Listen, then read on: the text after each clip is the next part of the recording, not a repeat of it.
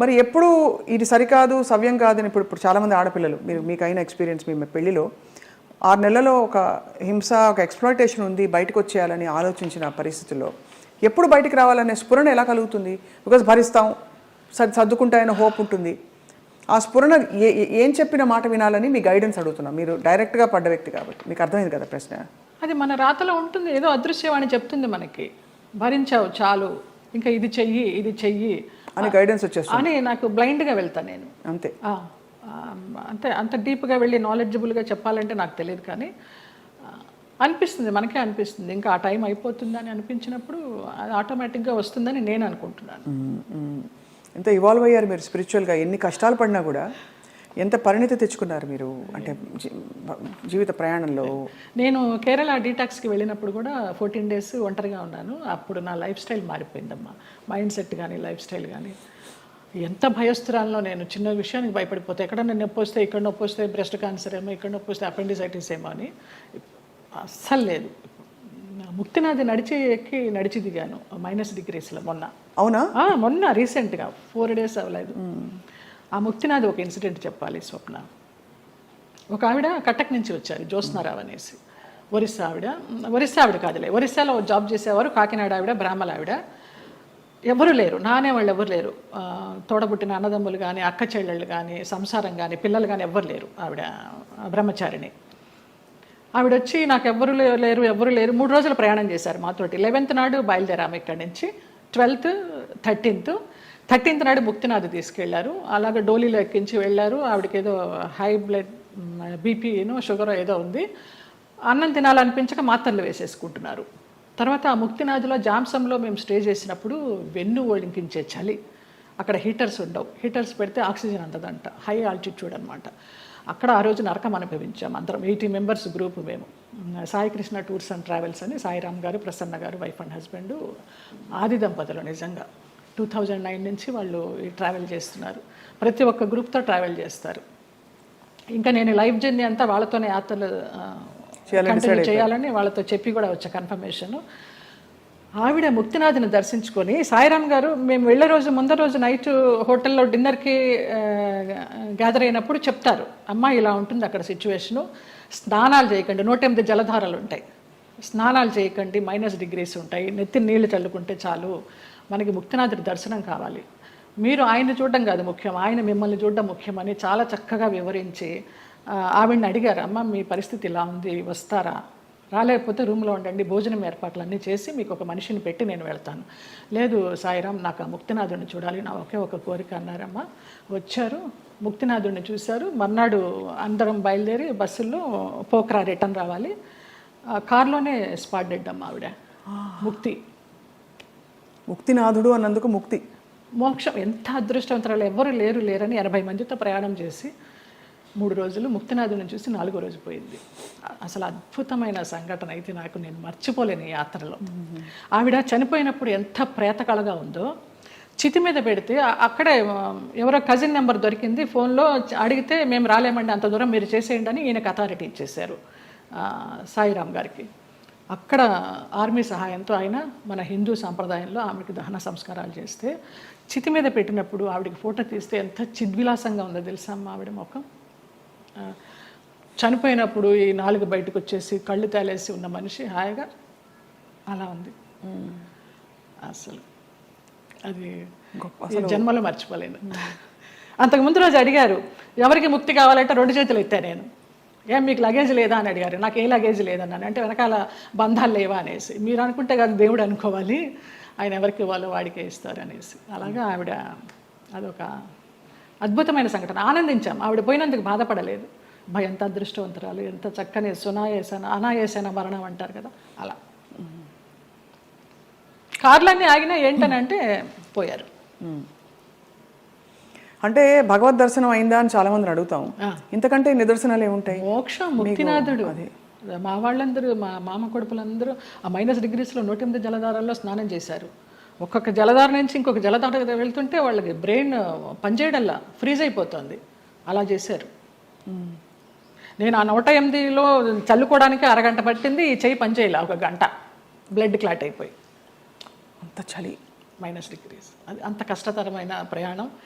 ఎంత చక్కగా వెళ్ళొచ్చామో వారి ఆధ్వర్యంలో. ఈ సందర్భంగా ఆ దంపతులకు పాదాభివందనాలు. ఆ ప్లేసెస్లో నిజంగానే ఒక మహిమ ఉంటుంది కదా జయలలిత గారు, ఎందుకంటే మీరు ఇంత జీవితం చూసి భగవత్ స్పర్శ ఎక్కడ ఎందుగలడు అందులేడని సందేహం వలదు అని అంటారు కదా, అలాగా భగవంతుడు అన్ని చోట్ల ఉన్నాడు సర్వాంతర్యామి అంటూ కూడా మనం కొన్ని ప్లేసెస్కి ప్రత్యేకంగా వెళ్ళడానికి కారణం ఏంటంటే వాళ్ళు నడయాడిన ప్లేసులు అవి అని చెప్తారు. ఇప్పుడు నైమిసారణ్యం ఎంతమంది మునులు మహానుభావులు తపస్సు చేశారు. అక్కడికి వెళ్ళంగానే మనకు ఆ వైబ్స్, కొన్ని గుళ్ళకి వెళ్తే మామూలుగా దండం పెట్టుకుని వచ్చేస్తాం, కానీ అదే మనం తిరుమల వెళ్ళినప్పుడు ఆ వెంకటేశ్వర స్వామి చూస్తుంటే మనకు తెలియకుండానే ఆనంద బాష్పాలు కారిపోతాయి. ముక్తినాథుడి దగ్గర కూడా అలాగే కారిపోయినాయి నాకు. మన దేవుళ్ళ రూపాలు ఉండవు, ఏముండవు, వాళ్ళు నేపాల్ పద్ధతిలో తయారు చేస్తారు, అలా ఉన్నా కూడా వైబ్స్ ఉన్నాయమ్మా. అంతే, వాళ్ళు నడయాడిన ప్రదేశం. జనక్పూర్ వెళ్ళాము, సీతారాములు నడయాడిన ప్లేసు, వాళ్ళ కళ్యాణమైన ప్లేసు. చాలామంది మా గ్రూప్లో అక్కడికి వెళ్ళి దండలు మార్చుకున్నారు, మళ్ళీ సీతారాముల కళ్యాణం లాగా. అలాంటి వైబ్స్ ఉన్నాయి, అందుకే వెళ్ళాలి. ఇంట్లో కూర్చున్న భగవంతుడు దర్శనం ఇస్తాడు, అది వేరే విషయం. వాళ్ళు నడయాడిన ఆ పుణ్యభూమిలో నడిస్తే ఆ పాదధూళి మనకి కొంచెం పుణ్యం ఇస్తుందని.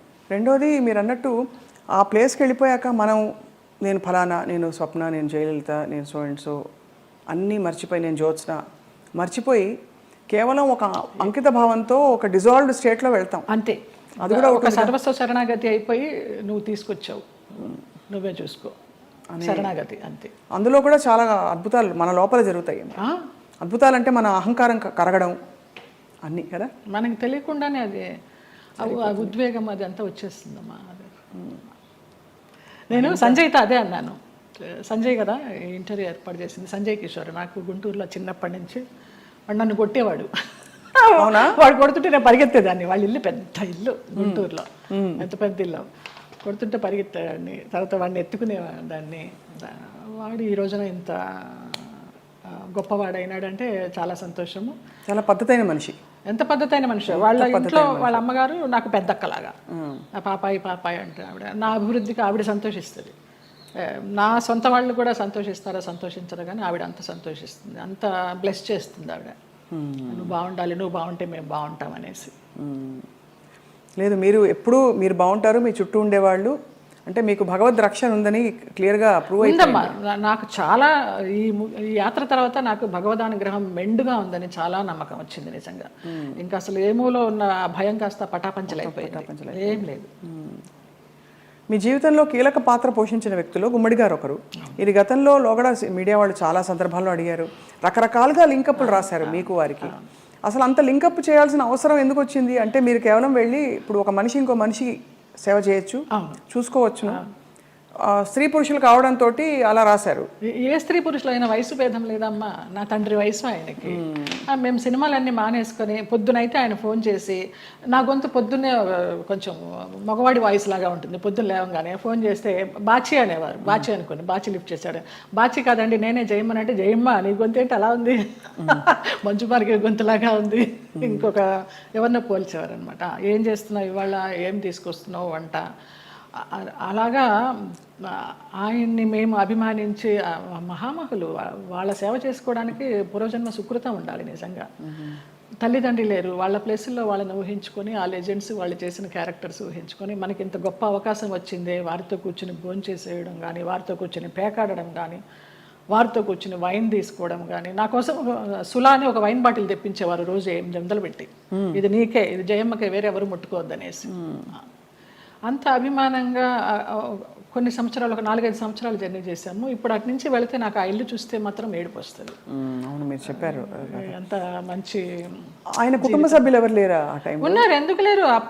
ఆయన కూతుళ్ళు, బిడ్డలు, కొడుకులు. ఒక కొడుకు US లో ఉండేవాడు, ఒక కొడుకు చెన్నైలో. వాళ్ళు ఎవరు సరిగ్గా చూసేవారు కదా. మీ ఫోన్ నుంచి నేను ISD చేసి ఇచ్చేదాన్ని అమ్మాయికి మాట్లాడడానికి, కొడుకు పుట్టినరోజు అంటే విష్ చేయడానికి కానీ, లేకపోతే ఆయనకి ఏదైనా బాగాలేకపోతే చెప్పడానికి కానీ. ఎప్పుడైనా వాళ్ళందరూ మిమ్మల్ని, ఆడపిల్లలు వచ్చేవారు. ఇక్కడ సాంబమ్మ అని ఒక ఆవిడ ఉండేది, ఆవిడ వచ్చి చూసిపోతూ ఉండేది. శారద బెంగళూరులో ఉండేది, ఇప్పుడు ఇక్కడే షిఫ్ట్ అయిపోయింది.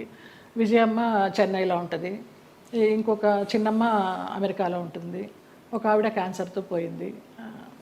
ఫోన్లు చేస్తూ ఉంటారు, కానీ లాస్ట్లో ఆయనకి ఒంట్లో బాగాలేనప్పుడు ఆయన పక్కన అంబులెన్స్లో కూర్చుని హాస్పిటల్లో జాయిన్ చేసింది నేనే. ఇంకా ఆయనకి వెంటిలేషన్ తీస్తారనగా జయ ఇట్రా అనేసి నన్ను ఇట్లా గుండెల మీద పడుకోబెట్టుకున్నారు, పోయినారు. ఫస్ట్ పోయిందని తెలిసింది కూడా నాకే. మీకే? ఆ పోయినప్పుడు ఇంక నేను బయటకు వచ్చేసాను. ఇంకా ఆ తెల్లవారుజాము నుంచి వాళ్ళ పిల్లలు రావడం అది. అక్కినేని నాగేశ్వరరావు గారు అన్నారు, ఆయన పోయిన తర్వాత అక్కడ నుంచుని ఉంటే పిల్లలందరినీ పలకరి